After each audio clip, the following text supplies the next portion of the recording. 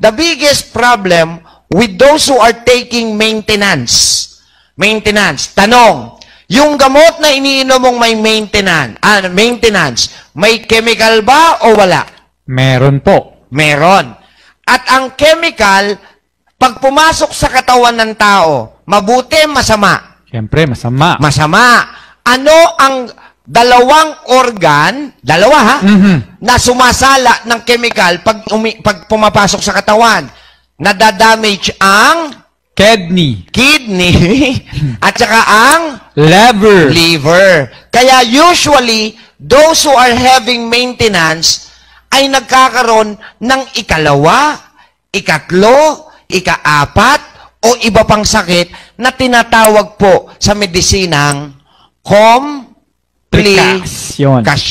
complication.